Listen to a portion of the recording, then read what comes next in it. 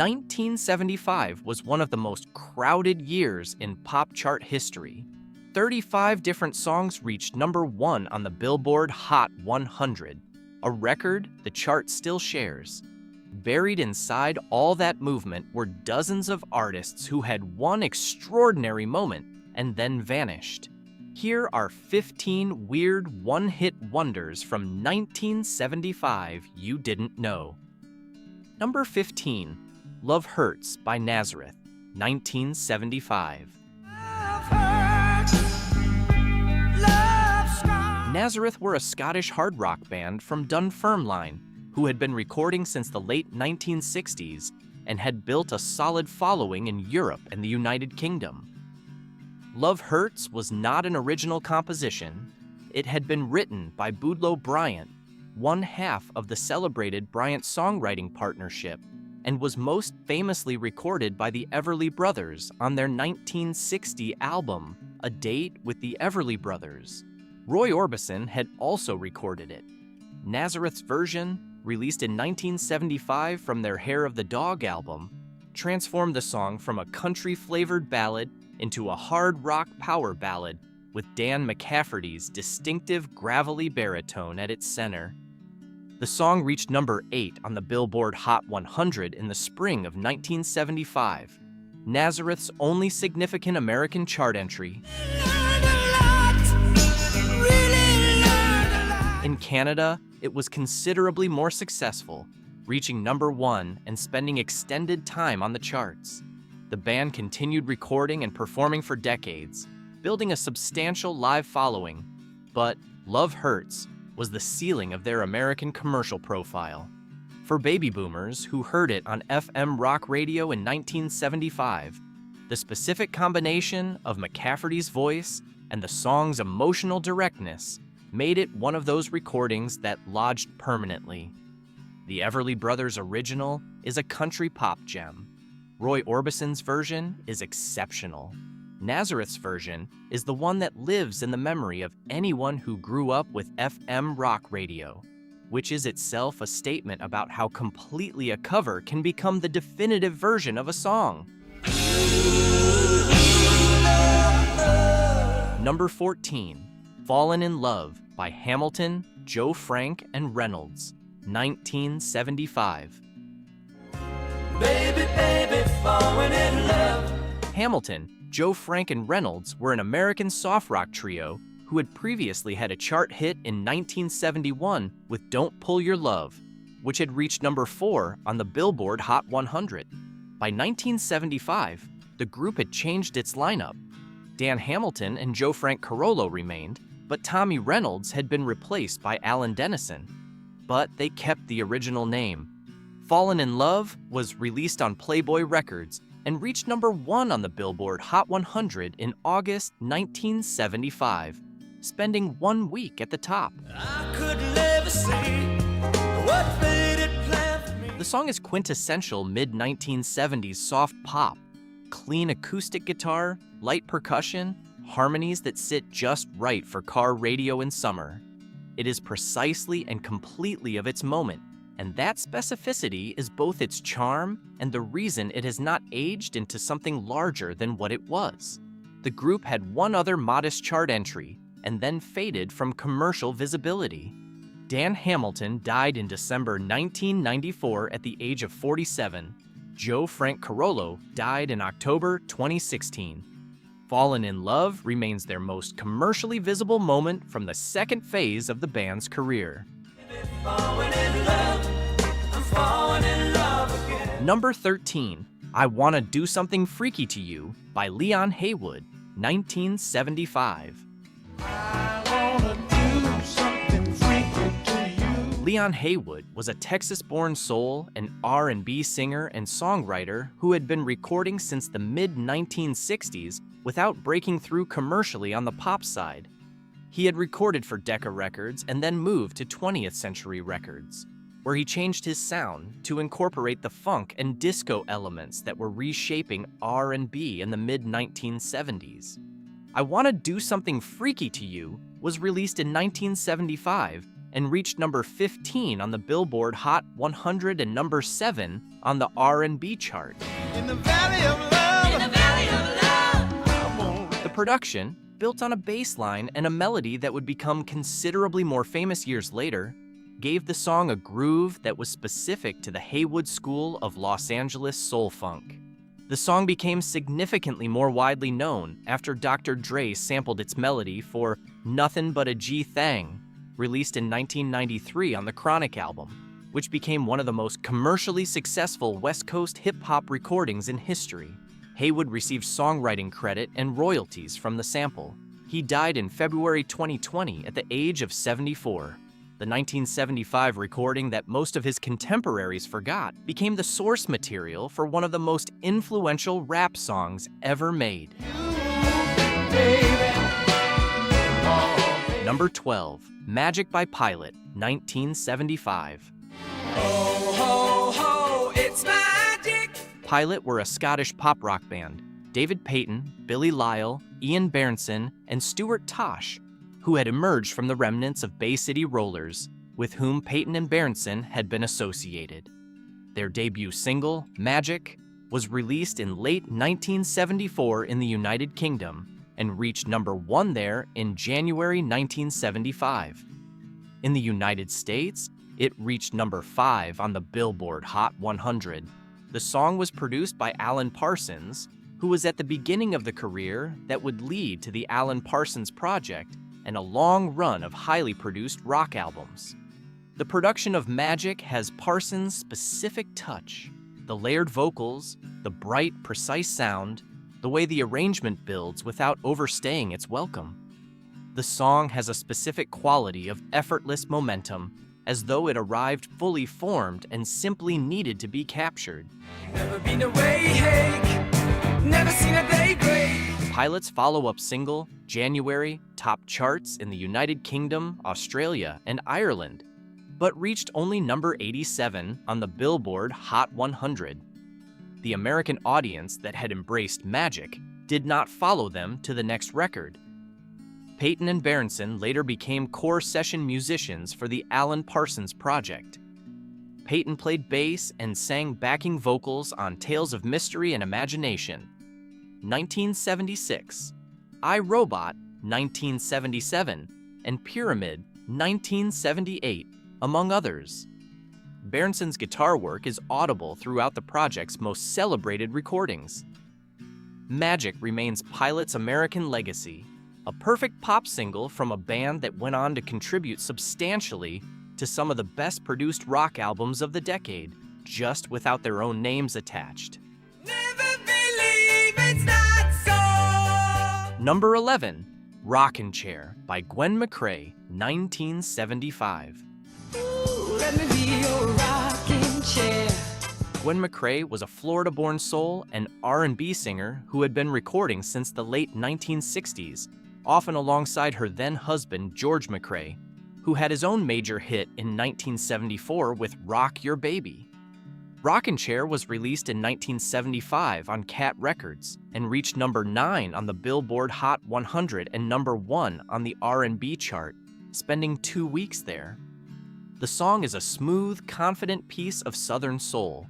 The production by Clarence Reed gives it a specific Florida sound that was characteristic of the Miami-based TK Records group of labels, which also handled the music of George McCrae and KC and the Sunshine Band.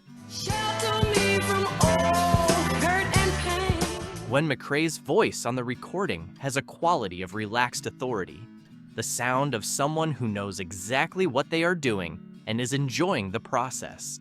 Despite the strong commercial performance of Rockin' Chair, Gwen McCrae did not achieve comparable commercial success on the pop side again.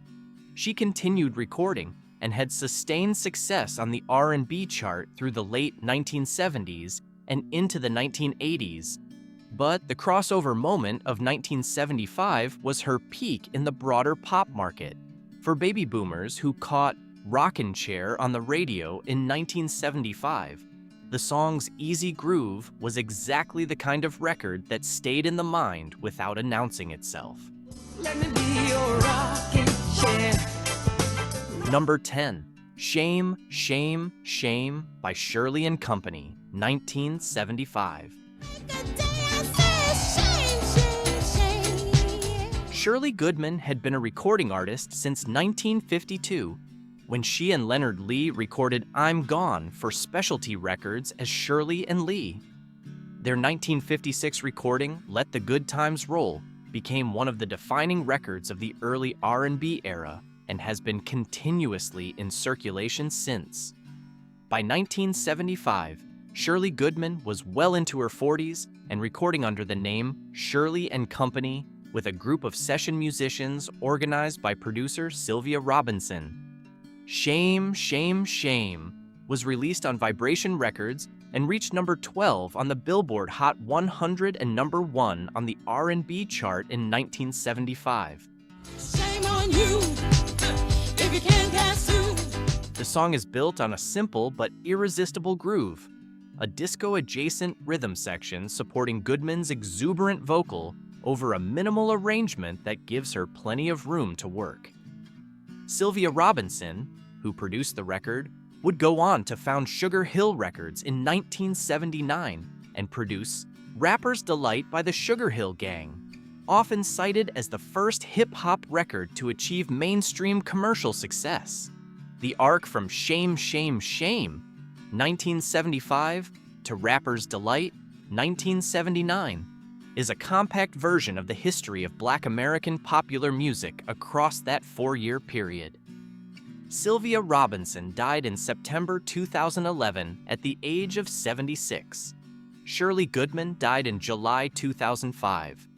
The recording they made together in 1975 remains a completely reliable piece of dance floor chemistry from one of the year's more underappreciated commercial moments. Shame, shame, shame, shame, shame on you. Number 9, Brazil by the Ritchie Family, 1975. The Ritchie family were not a family and did not include anyone named Ritchie. They were a Philadelphia session vocal trio, Cheryl Jacks, Cassandra Ann Wooten, and Gwen Oliver, assembled for a specific recording project by producers Jacques Morali and Henri Bololo. Morali would later create The Village People and the specific production approach he used for Brazil, a disco arrangement built over the melody of the 1939 Ari Barroso samba standard Aquarela do Brasil, was a preview of the production style he would develop across his subsequent work. Brazil reached number 11 on the Billboard Hot 100 and number 1 on the disco chart in 1975. The arrangement takes a song that had already been recorded hundreds of times since its composition, most famously by Xavier Cugat, and as the theme of the 1944 Disney film Saludos Amigos, and gives it a contemporary production that made it simultaneously fresh and familiar. The Ritchie family had subsequent chart entries through the late 1970s, including The Best Disco in Town, 1976, but Brazil was their most commercially significant American chart moment. Jacques Morali's career trajectory from this recording to The Village People is one of the more direct lines in 1970s pop production history. Number 8, Mr. Jaws by Dickie Goodman, 1975. Well, Mr. Jaws, how was it? Dickie Goodman had been making break-in novelty records since the mid-1950s, recordings that use snippets of popular songs in response to a news reporter's questions, creating comedy from the juxtaposition of the questions and the song excerpts used as answers.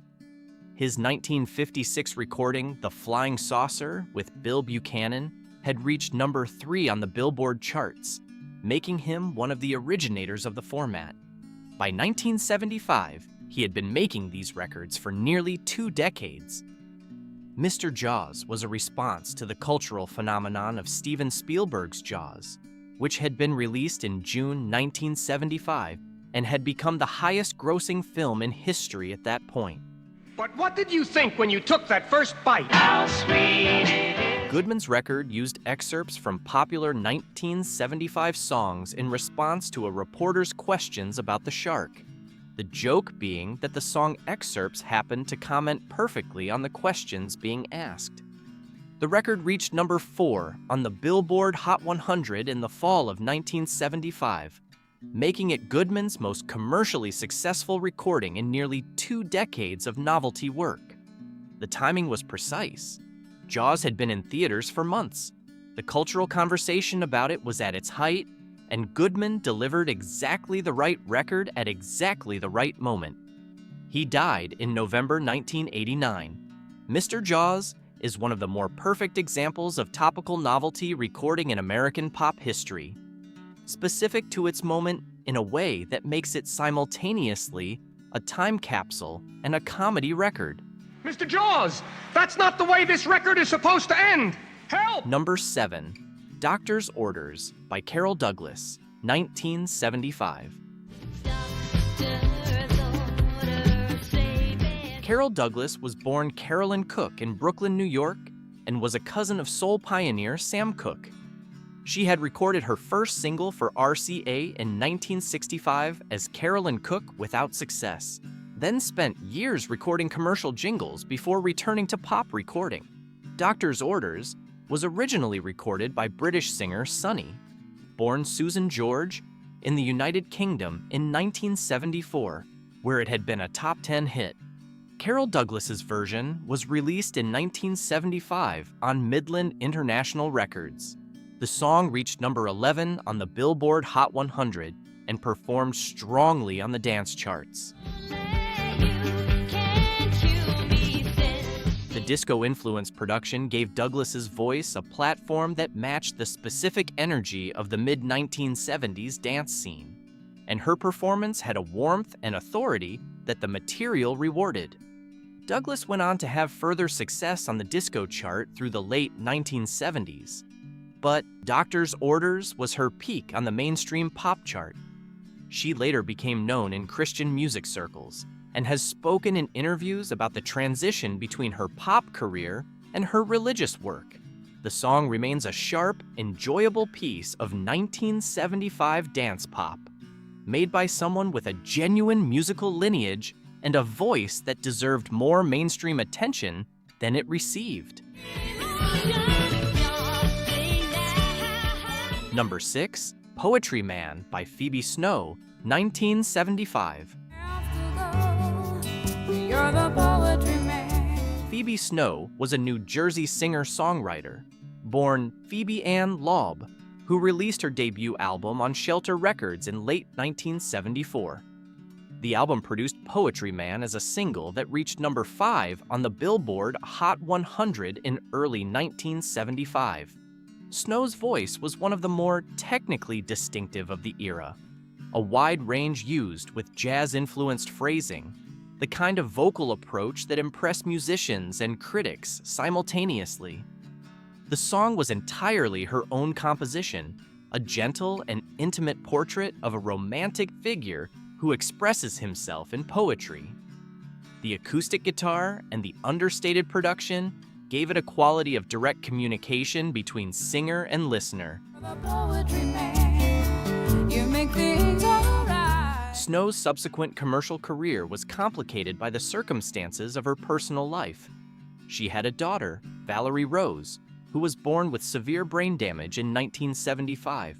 The same year, Poetry Man was on the radio. Snow became Valerie's primary caregiver, which significantly curtailed her recording activity over the following decades. She continued making music when she could, releasing several further albums. Valerie died in 2007 at the age of 31, and Snow died in April 2011 at the age of 60.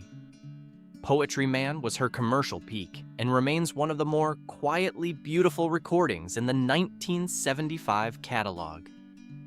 When I am with you. Number 5, I'm Not Lisa by Jessie Coulter, 1975. I'm not Lisa.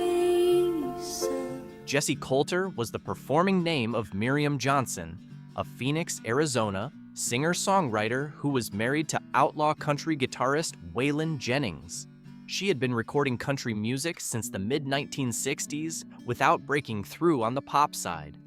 I'm Not Lisa was written by Coulter and released in early 1975 on Capitol Records.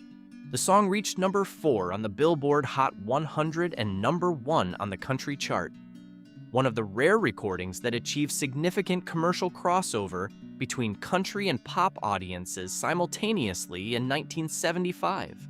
The premise is a conversation in which a woman explains to her partner that she is not the Lisa he is still clearly in love with. She was your morning light. A quiet study of being second choice, delivered with a simplicity and an emotional restraint that made it more affecting than a more demonstrative performance would have been. Coulter had one other pop chart entry, What's Happened to Blue Eyes, which reached number 46 in 1975. Her subsequent career was primarily in country music, where she continued to record and perform alongside Jennings and as a solo artist. Jennings died in February 2002. Coulter has spoken about him in various interviews with a combination of love and candor about the difficulties of his personal history. I'm Not Lisa remains the recording that brought her briefly into the broader pop consciousness, a song about not being someone else that was entirely and unmistakably hers. Shine through your face. Number 4, Sky High by Jigsaw, 1975. Floating all sky high. Jigsaw were a British pop group formed in Coventry, featuring Diz Dyer and Clive Scott as the primary songwriting and performing duo. Sky High was written specifically for the soundtrack of The Man from Hong Kong, a 1975 Hong Kong-Australian action film that was one of many martial arts films reaching international distribution during the kung fu craze of the mid-1970s. The song plays over the film's opening credits.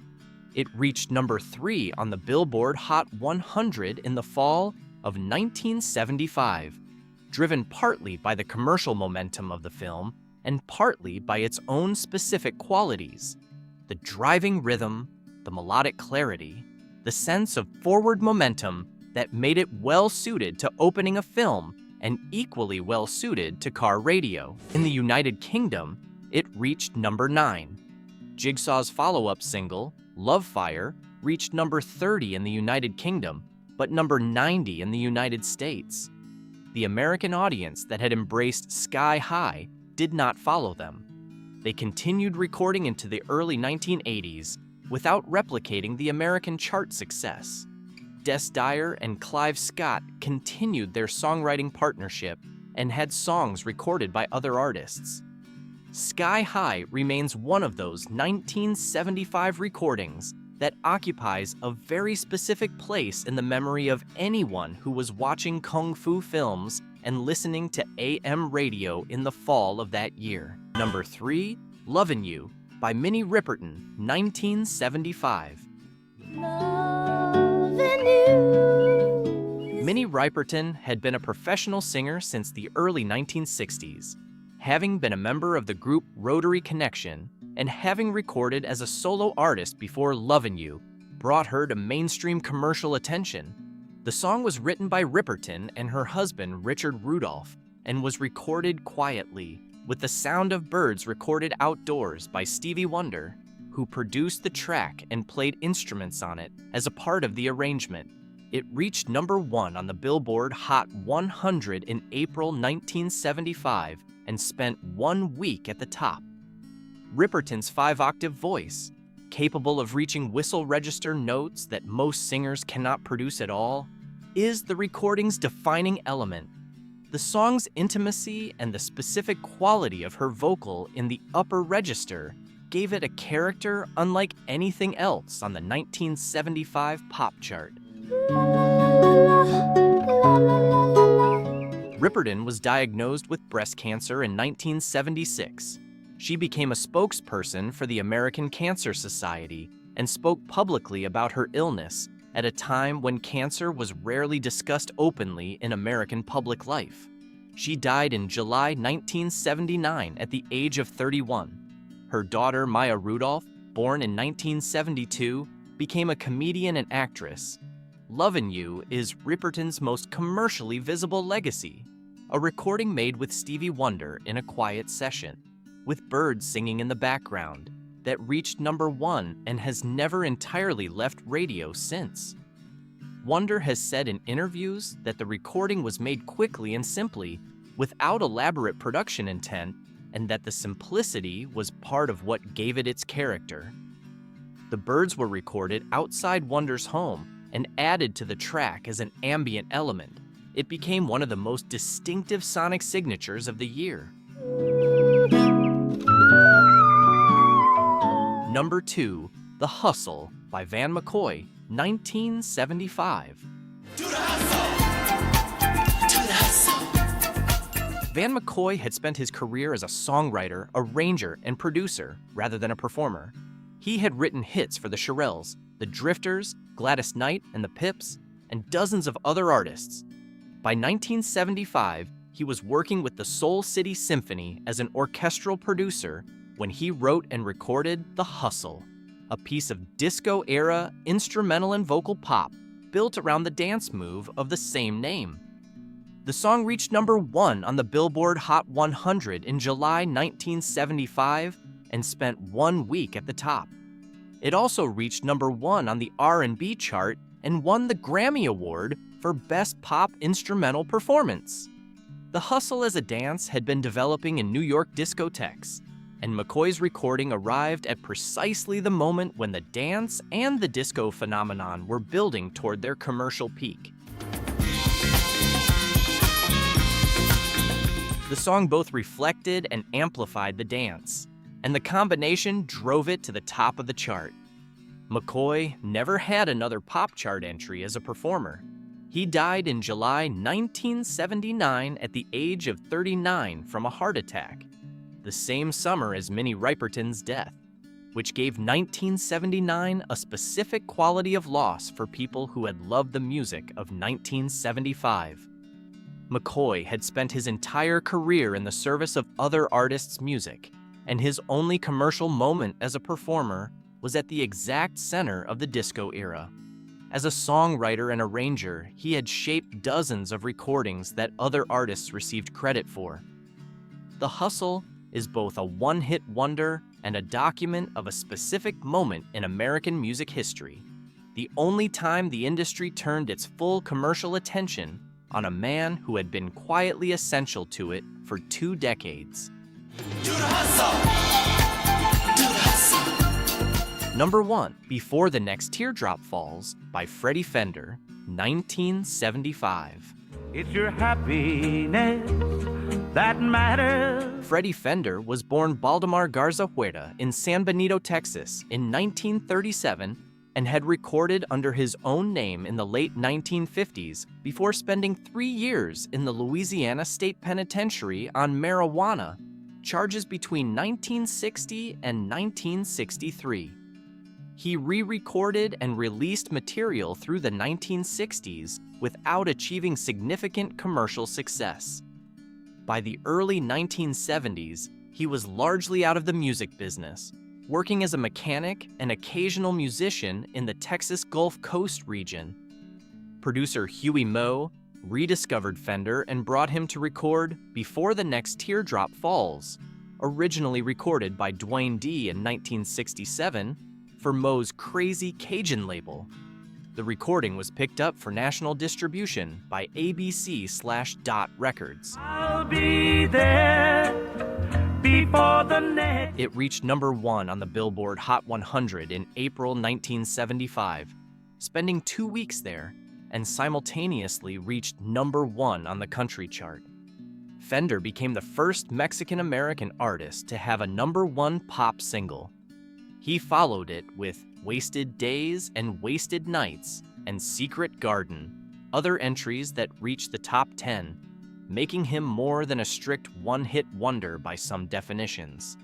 But Before the Next Teardrop Falls was the song that brought a man who had been working as a mechanic in Texas to the #1 position on the American pop chart. And the specific arc of that story, from prison to obscurity to #1 at the age of 37, is one of the more remarkable in 1975's remarkable chart year. Fender died in October 2006 from lung cancer at the age of 69. Teardrop fall. If any of these just came back to you from 1975, hit the like button and subscribe. There are more deep dives like this one waiting.